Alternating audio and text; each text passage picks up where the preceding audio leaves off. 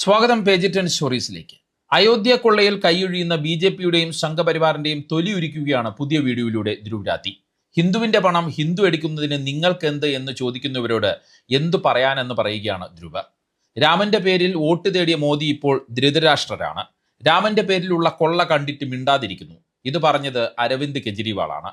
UP. മുഖ്യമന്ത്രി യോഗി ആദിത്യനാഥ് അയോധ്യയുടെ കൊള്ളയെക്കുറിച്ച് ചോദിക്കുമ്പോൾ രാമഭക്തരുടെ കോപത്തിന് ഇരയാകരുത് എന്ന് പറഞ്ഞ് ഭീഷണിപ്പെടുത്തുകയാണ്. സത്യത്തിൽ ആരാണ് രാമന് വെച്ച് കളിക്കുന്നതെന്ന് ചോദിക്കുകയാണ് ധ്രുവ് രാത്തി. ഏറ്റവും പുതിയതായി വരുന്ന ഒരു വാർത്ത കൂടി ഇവിടെ സൂചിപ്പിക്കട്ടെ. അയോധ്യയിൽ സംഭാവനയാൽ നൽകിയ സ്വർണത്തിൽ തീർത്ത രാമചരിതമാനസവും അടിച്ചുമാറ്റി. 5 കോടി രൂപ വില വരുന്ന ഗ്രന്ഥമാണ് അപ്രത്യക്ഷമായത്. ഏറ്റവും ശ്രദ്ധേയമായ ഒരു കാര്യം, മുൻ ആഭ്യന്തര സെക്രട്ടറി ലക്ഷ്മി നാരായൺ നൽകിയതാണ് ഈ രാമചരിതമാനസം. അപ്പോൾ പിന്നെ സാധാരണക്കാർ നൽകിയ സംഭാവനയുടെ കാര്യം പറയേണ്ടതില്ലല്ലോ. മോദിയുടെ അടുപ്പക്കാരനായ ചമ്പത് റായിലേക്ക് തന്നെയാണ് ധ്രുവ് രാത്തിയുടെ വീഡിയോയും വിരൽ ചൂണ്ടുന്നത്. പ്രധാനമന്ത്രിയുടെ ഓഫീസും യോഗി ആദിത്യനാഥും ഒക്കെ ഉൾപ്പെടെ എല്ലാം അറിഞ്ഞിട്ടും കണ്ണടച്ചുവെന്ന് വീഡിയോ പറയുന്നു. ധ്രുവ് രാത്തിയുടെ വീഡിയോയിൽ പറയുന്ന 5 പ്രധാനപ്പെട്ട പോയിന്റുകൾ നിങ്ങളിലേക്ക് എത്തിക്കുകയാണ് ഈ വീഡിയോയിലൂടെ. 2021 ജനുവരിയിൽ പൂനെയിലെ സിന്ധി സമുദായത്തിൽ നിന്നുള്ള ചില ആളുകൾ പിരിച്ചെടുത്ത പണം ഉപയോഗിച്ച് 1 കിലോഗ്രാം വീതം ഭാരമുള്ള 210 വെള്ളി ഇഷ്ടികകൾ നിർമ്മിച്ചു. ഈ വെള്ളി ഇഷ്ടികകൾ അവർ അയോധ്യയിലെ രാംലല്ലയുടെ ക്ഷേത്രത്തിലേക്ക് കൊണ്ടുപോയി സംഭാവനയായി നൽകി. ഈ ഇഷ്ടികകൾ നിർമ്മിക്കാൻ മൊത്തം 2 കോടിയോളം രൂപ ചെലവായിരുന്നു. രാമക്ഷേത്രം നിയന്ത്രിച്ചിരുന്ന ട്രസ്റ്റിന്റെ ജനറൽ സെക്രട്ടറി ചമ്പത് റായിക്കാണ് ഈ ഇഷ്ടികകൾ അവർ കൈമാറിയത്. എന്നാൽ ആ സമയത്ത് അവർക്ക് ഒരു രസീതും കിട്ടിയില്ല. ഇഷ്ടികകളുടെ ഗുണനിലവാരം പരിശോധിച്ച ശേഷം രസീത് നൽകാമെന്നാണ് അവരെ അറിയിച്ചത്. 6 മാസം കഴിഞ്ഞു, പിന്നീട് 1 വർഷം കഴിഞ്ഞു, 2 വർഷം കഴിഞ്ഞു, 5 വർഷം കഴിഞ്ഞു. എന്നിട്ടും വെള്ളി ഇഷ്ടികകൾ കൊടുത്തതുമായി ബന്ധപ്പെട്ട് അവർക്ക് ഒരു രസീതും കിട്ടിയില്ല. ഇപ്പോഴത്തെ ട്വിസ്റ്റ് എന്തെന്ന് വെച്ചാൽ ആ വെള്ളി ഇഷ്ടികകൾ എവിടെ പോയെന്ന് ഇപ്പോൾ ആർക്കും അറിയില്ല എന്നതാണെന്ന് ധ്രുവ് രാത്തി പറയുന്നു. കഴിഞ്ഞ കുറച്ചു വർഷങ്ങളായി അയോധ്യയിലെ രാമക്ഷേത്രത്തിൽ വന്ന പണം, സ്വർണം, വെള്ളി ആഭരണങ്ങൾ, കമ്മലുകൾ, മാലകൾ എന്നിവയെല്ലാം അപ്രത്യക്ഷമായി. റിപ്പോർട്ട് പ്രകാരം 1 കോടി മുതൽ 200 കോടി വരെയുള്ള സംഭാവനകൾ കാണാതായിട്ടുണ്ട്. ഈ പ്രശ്നം മുഴുവനായി മനസ്സിലാക്കുന്നതിന് മുമ്പ് രാമക്ഷേത്രത്തിൽ ആരെങ്കിലും സംഭാവന നൽകുമ്പോൾ ആ പണം യഥാർത്ഥത്തിൽ എങ്ങോട്ടാണ് പോകുന്നതെന്ന് നമ്മൾ മനസ്സിലാക്കണം. ആളുകൾക്ക് ക്ഷേത്രത്തിൽ സംഭാവന നൽകാനായി 35 പെട്ടികൾ ഉണ്ടായിരുന്നു. ആ പെട്ടികൾ നിറയുമ്പോൾ പണം ഇരുമ്പ് പെട്ടികളിലേക്ക് മാറ്റും. ഈ പെട്ടികൾ പൂട്ടി വണ്ടികളിൽ കയറ്റി 200 മീറ്റർ അകലെയുള്ള പിൽഗ്രിം ഫെസിലിറ്റേഷൻ സെന്ററിലേക്ക് കൊണ്ടുപോകും. ആ സെന്ററിന്റെ ബേസ്മെന്റിൽ ഒരു കൗണ്ടിംഗ് റൂമുണ്ട്, അതായത് എണ്ണി മാറ്റുന്ന മുറിയുണ്ട്. ഇവിടെ വെച്ച് നോട്ടുകൾ, നാണയങ്ങൾ, ആഭരണങ്ങൾ എന്നിവ വേർതിരിക്കുന്നു. എണ്ണിയ ശേഷം പണം ബാങ്കിന്റെ പെട്ടികളിലാക്കി സീൽ ചെയ്യുന്നു. ഈ പെട്ടികൾ എല്ലാ ദിവസവും രാവിലെ സ്റ്റേറ്റ് ബാങ്ക് ഓഫ് ഇന്ത്യയുടെ അക്കൗണ്ടിൽ നിക്ഷേപിക്കാനായി അയക്കും. ഈ എണ്ണൽ പ്രക്രിയ മുഴുവൻ 2 ഷിഫ്റ്റുകളായിട്ടാണ് നടക്കുന്നത്. ഓരോ ഷിഫ്റ്റിലും ഏകദേശം 20 തൊഴിലാളികൾ ഉണ്ടാകും. പ്രതിദിന കളക്ഷൻ 8 ലക്ഷം മുതൽ 13 ലക്ഷം വരെ വരാം. ചില ദിവസങ്ങളിൽ ഇത് 50 ലക്ഷം മുതൽ 60 ലക്ഷം വരെ ഉയരാറുണ്ട്. ഈ പ്രക്രിയയിൽ ഉടനീളം മേൽനോട്ടം വഹിക്കാൻ തൊഴിലാളികളും നിരീക്ഷിക്കാൻ എപ്പോഴും CCTV ക്യാമറകളും അവിടെയുണ്ട്. ഈ പണമെല്ലാം പോകുന്നത് ശ്രീരാമ ജന്മഭൂമി തീർത്ഥക്ഷേത്ര ട്രസ്റ്റിന്റെ ബാങ്ക് അക്കൗണ്ടിലേക്കാണ്. രാമക്ഷേത്രത്തിന്റെ നിർമ്മാണത്തിനും നടത്തിപ്പിനുമായി 2020 ഫെബ്രുവരിയിൽ മോദി സർക്കാരാണ് ഈ സ്വയംഭരണ ട്രസ്റ്റ് രൂപീകരിച്ചത്. ഈ ട്രസ്റ്റിൽ ആകെ 15 അംഗങ്ങളുണ്ട്. അതിൽ 6 പേർ മത നേതാക്കളാണ്. ബാക്കിയുള്ള ഭൂരിഭാഗം അംഗങ്ങൾക്കും നരേന്ദ്രമോദിയുമായും BJP RSSുമായും നേരിട്ട് ബന്ധമുണ്ടെന്ന് ധ്രുവ് രാത്തി വിശദീകരിക്കുന്നു. നരേന്ദ്രമോദിയുടെ പ്രിൻസിപ്പൽ സെക്രട്ടറിയായ നൃപേന്ദ്ര മിശ്രയാണ് ക്ഷേത്ര നിർമ്മാണ സമിതിയുടെ തലവൻ. അതുപോലെ ഈ ട്രസ്റ്റിന്റെ മുഴുവൻ ഘടനയും തയ്യാറാക്കിയത് ഇപ്പോഴത്തെ ചീഫ് ഇലക്ഷൻ കമ്മീഷണറായ ജ്ഞാനേഷ് കുമാർ ആണ്. ഇതുകൂടാതെ RSSുമായി ബന്ധമുള്ള അനിൽ മിശ്ര, കൃഷ്ണമോഹൻ എന്നിവരെയും ട്രസ്റ്റിൽ അംഗങ്ങളാക്കി.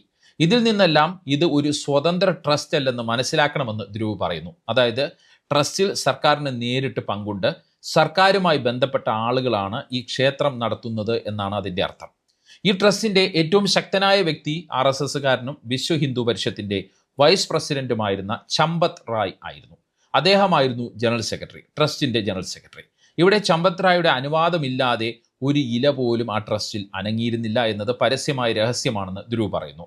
ട്രസ്റ്റ് രൂപീകരിച്ചതിന് ശേഷം ചമ്പത് റായ് തൻ്റെ പ്രത്യേക ആളുകൾക്ക് ക്ഷേത്രത്തിന്റെ ചുമതലകൾ നൽകാൻ തുടങ്ങി. അതിലൊരാളായിരുന്നു രാം ശങ്കർ യാദവ് അഥവാ ടിന്നു യാദവ്. ചമ്പത് റായുടെ പ്രത്യേക വിശ്വസ്തനും പേഴ്സണൽ ഡ്രൈവറുമായിരുന്നു ഈ ചിന്നു. ചമ്പത് റായുടെ ഉത്തരവനുസരിച്ച് ടിന്നു ക്ഷേത്രകാര്യങ്ങൾ നോക്കി നടത്തി. ആരും ടിന്നുവിനെ ചോദ്യം ചെയ്തില്ല. ടിന്നു തൻ്റെ അനന്തരവൻ മനീഷ് യാദവിനെയും ജോലിക്ക് വെച്ചു, ഈ ക്ഷേത്രത്തിൽ ജോലിക്ക് വെച്ചു. ഇതുകൂടാതെ സംഭാവനകൾ എണ്ണാനായി ഒരു സ്വകാര്യ ഏജൻസിയും ടിന്നു വെച്ചു.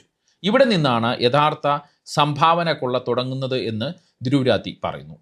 സംഭാവനകൾ എണ്ണുന്ന മുറിയിൽ 3 തരം ആളുകളുണ്ടായിരുന്നു. 1, പണം എണ്ണാൻ വെച്ചിരുന്ന സ്വകാര്യ ഏജൻസിയിലെ ആളുകൾ. 2, പണം എണ്ണുന്നവരെ നിരീക്ഷിക്കാൻ വെച്ചിരിക്കുന്ന ട്രസ്റ്റ് ഉദ്യോഗസ്ഥർ. 3, സ്റ്റേറ്റ് ബാങ്ക് ഓഫ് ഇന്ത്യയുടെയും ഓഡിറ്റ് ടീമിൻ്റെയും അംഗങ്ങൾ. അഴിമതി നടക്കാതിരിക്കാൻ വേണ്ടിയാണ് ഇങ്ങനെ ഒരു സംവിധാനം വെച്ചിരുന്നത്. പക്ഷേ സംഭവിച്ചതോ ഈ ആളുകളെല്ലാം പരസ്പരം കൈകോർത്ത് മോഷ്ടിക്കാൻ തുടങ്ങിയെന്ന് ധ്രുവ് രാത്തി വിശദീകരിക്കുന്നു. സംഭാവനയിൽ നിന്ന് എങ്ങനെയാണ് ഇവർ പണം അടിച്ചു മാറ്റിയത് എന്നും ധ്രുവ് വിശദീകരിക്കുന്നുണ്ട്. അതിങ്ങനെയാണ്: പണം എണ്ണുമ്പോൾ ഇവർ നോട്ടുകളുടെ 10 കെട്ടുകൾ ഉണ്ടാക്കണം. എന്നാൽ അവർ ഓരോ കെട്ടിലും 12 മുതൽ 13 നോട്ടുകൾ വീതം വയ്ക്കും. പക്ഷേ രേഖകളിൽ 10 നോട്ടുകൾ മാത്രമേ കാണിക്കൂ. പിന്നീട് ഈ അധികമുള്ള നോട്ടുകൾ പുറത്തെടുത്ത് വീതിച്ചെടുക്കും. രാമക്ഷേത്ര ട്രസ്റ്റിന്റെ അക്കൗണ്ട് ഇൻചാർജ് ആയിരുന്ന മഹിപാൽ സിംഗ് തന്നെയാണ് ഈ കള്ളത്തരം സ്ഥിരീകരിച്ചത്. അറസ്റ്റിന് 3 മാസം മുമ്പ് തന്നെ പണം എണ്ണുന്ന ജീവനക്കാരെക്കുറിച്ച് സംശയമുണ്ടായിരുന്നുവെന്നും അവരെ മാറ്റണമെന്നും സ്റ്റേറ്റ് ബാങ്ക് ഓഫ് ഇന്ത്യ മുന്നറിയിപ്പ് നൽകിയിരുന്നു. എന്നാൽ റിപ്പോർട്ടുകൾ പ്രകാരം ട്രസ്റ്റുമായി ബന്ധപ്പെട്ട ആളുകൾ ബാങ്കിന്റെ ആ നടപടി തടഞ്ഞു. അവരെ അവിടെ തന്നെ തുടരാൻ അനുവദിച്ചു. എന്തുകൊണ്ട്? അവരുടെ പ്രതിമാസം ശമ്പളം വെറും 14,000 മുതൽ 20,000 വരെ മാത്രമായിരുന്നു. എന്നാൽ ഏതാനും വർഷങ്ങൾക്കുള്ളിൽ അവരിൽ പലരും കോടീശ്വരന്മാരായി മാറിയെന്ന് ധ്രുവ് രാത്തി വിശദീകരിക്കുന്നു. കാർ മെക്കാനിക്കായിരുന്ന ലവ് കുഷ് മിശ്രയുടെ വീട്ടിൽ നിന്ന് റെയ്ഡിൽ 10 ലക്ഷം രൂപ കിട്ടി. മറ്റൊരാളായ KD തിവാരി 5 കോടിയിലധികം സമ്പാദിച്ചു. അനുകൽപ് മിശ്ര എന്നയാൾ 65 ലക്ഷം വിലമതിക്കുന്ന വീടും ഫാം ഹൗസും വാങ്ങി. എല്ലാറ്റിനും ഉപരിയായി ടിന്നു യാദവ് ഏകദേശം 50 കോടിയുടെ സ്വത്ത് സമ്പാദിച്ചു. ഇതെല്ലാം SITയുടെ അന്വേഷണത്തിൽ പുറത്തുവന്ന വിവിധ മൊഴികളിൽ നിന്ന് പുറത്തുവന്ന കാര്യങ്ങളാണ്. ഇവരിങ്ങനെ സംഭാവന മോഷ്ടിക്കുമ്പോൾ രാമക്ഷേത്രം നടത്തുന്ന ട്രസ്റ്റിലെ ആളുകൾ എന്തു ചെയ്യുകയായിരുന്നു എന്നുള്ളതാണ് ചോദ്യം. അതിനുള്ള ഉത്തരം ട്രസ്റ്റിന്റെ അക്കൗണ്ട് ഇൻചാർജ് ആയിരുന്ന നേരത്തെ സൂചിപ്പിച്ച മഹിപാൽ സിംഗിന്റെ മൊഴിയിലുണ്ട്. 2021 തന്നെ അദ്ദേഹം ചമ്പത് റായിയോടും ഗോപാലിനോടും ഈ പണം മോഷണത്തെക്കുറിച്ച് പറഞ്ഞിരുന്നു എന്നാണ് അദ്ദേഹം പറയുന്നത്. എന്നാൽ മഹിപാൽ സിംഗിനെ ജോലിയിൽ നിന്ന് പിരിച്ചുവിടുകയാണ് ഉണ്ടായത്.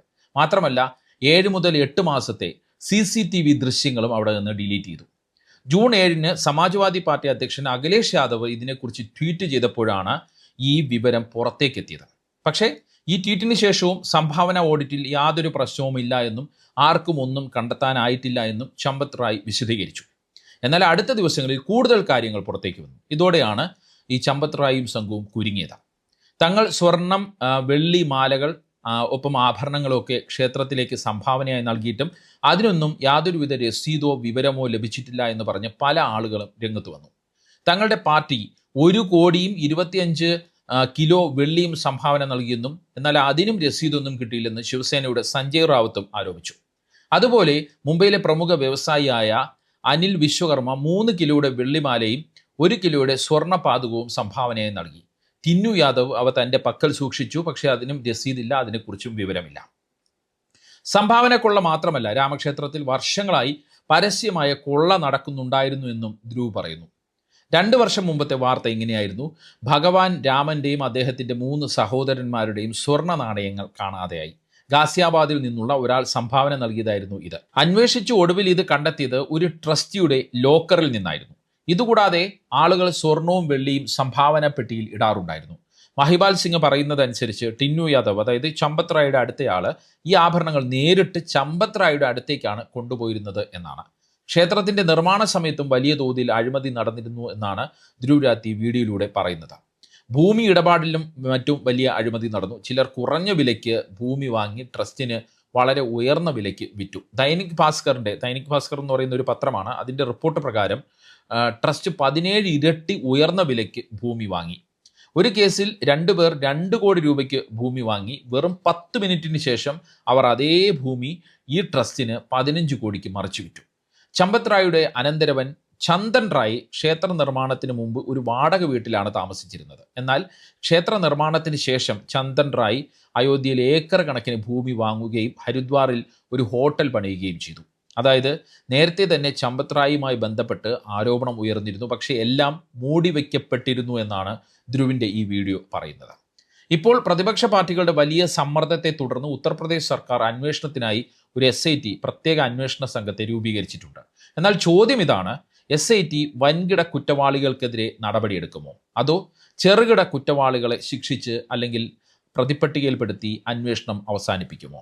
ഏത് കുറ്റകൃത്യവും അന്വേഷിക്കുന്നത് FIR വഴിയാണ്. പക്ഷേ ഈ കേസിൽ FIR രജിസ്റ്റർ ചെയ്തപ്പോൾ അതിൽ 8 പേരുടെ പേരുകൾ മാത്രമാണ് ഉണ്ടായിരുന്നത്. ചമ്പത് റായ്, ഗോപാൽ റാവു, അനിൽ മിശ്ര തുടങ്ങിയ വമ്പന്മാരുടെ പേരുകൾ FIR ഇല്ല. രാഷ്ട്രീയ സമ്മർദ്ദത്തെ തുടർന്ന് ചമ്പത് റായും അനിൽ മിശ്രയും രാജിവെച്ചു. എന്നാൽ ചോദ്യം ഇതാണ്, രാജിവെച്ചാൽ മതിയോ? അഴിമതി നടന്നിട്ടുണ്ട് എങ്കിൽ അവരെയും അറസ്റ്റ് ചെയ്യേണ്ടതല്ലേ എന്നുള്ള ചോദ്യമാണ് ഉയരുന്നത്. മാത്രമല്ല, ഇപ്പോൾ ചമ്പത് റായുമായി ബന്ധപ്പെട്ടാണ് മുൻ ആഭ്യന്തര സെക്രട്ടറി ആരോപണം ഉന്നയിക്കുന്നത്. പ്രധാനമന്ത്രി മോദിയെയും ഗുജറാത്തി ചോദ്യമുനയിൽ നിർത്തുന്നുണ്ട്. ജൂൺ 12 ഒരു BJP നേതാവായ രജനി സിംഗ് ഈ ട്രസ്റ്റിന്റെ കാര്യങ്ങൾ പരസ്യപ്പെടുത്തണമെന്നാവശ്യപ്പെട്ട് പ്രധാനമന്ത്രിയുടെ ഓഫീസിന് പരാതി നൽകി. അവർ ആ പരാതി അയോധ്യ ജില്ലാ ഭരണകൂടത്തിന് നേരിട്ട് കൈമാറി. ജില്ലാ ഭരണകൂടം ചമ്പത് റായിയോട് വിവരങ്ങൾ ചോദിക്കാൻ പോയപ്പോൾ അദ്ദേഹം നൽകിയ മറുപടി ഇതായിരുന്നു: SIT അന്വേഷണം നടക്കുകയാണ്, അതിനാൽ വിവരങ്ങളൊന്നും പുറത്തു നൽകാനാകില്ല എന്നുള്ളത് മറുപടിയാണ് അദ്ദേഹം നൽകിയത്. ഇതോടെ ഈ പരാതി ക്ലോസ് ചെയ്യപ്പെട്ടു. എവിടെ കൊടുത്ത പരാതിയാണ്? PMOയ്ക്ക് കൊടുത്ത പരാതി തിരിച്ച് ചമ്പത് റായിയുടെ മുന്നിലേക്ക് വന്നു. അതായത് എല്ലാം ചമ്പത് റായിയിൽ വന്ന് ഇടിച്ചു നിൽക്കുന്ന ഒരു സാഹചര്യം തെളിവ് സഹിതം ധ്രുവ് രാത്തി പറയുന്നു. ഇപ്പോൾ നമ്മൾ തിരിച്ചറിയേണ്ട സമയമായിരിക്കുന്നു. ഏറ്റവും ഉച്ചത്തിൽ ജയ് ശ്രീരാം വിളിക്കുന്നവരുടെ ഹൃദയത്തിൽ രാമനല്ല, മറിച്ച് രാവണനാണ് ഉള്ളത് എന്ന്. അവർ രാമന്റെ പേരിൽ കൊള്ളയടിക്കുന്ന വലിയ കുറ്റവാളികളും അവരെ സംരക്ഷിക്കുന്നവരുമാണ് എന്ന് പറഞ്ഞുകൊണ്ടാണ് ഈ വീഡിയോ ധ്രുവ് രാത്തി അവസാനിപ്പിക്കുന്നത്. ധ്രുവ് രാത്തിയുടെ ഈ കണ്ടെത്തലുകളോട്, ഈ വിശദീകരണങ്ങളോട് അല്ലെങ്കിൽ ഈ ആരോപണങ്ങളോട് നിങ്ങൾ യോജിക്കുന്നുണ്ടോ? എന്താണ് നിങ്ങളുടെ അഭിപ്രായം? കമൻറ്റ് ചെയ്യുക. മറ്റൊരു വീഡിയോയുമായി വീണ്ടും കാണാം. നന്ദി, നമസ്കാരം.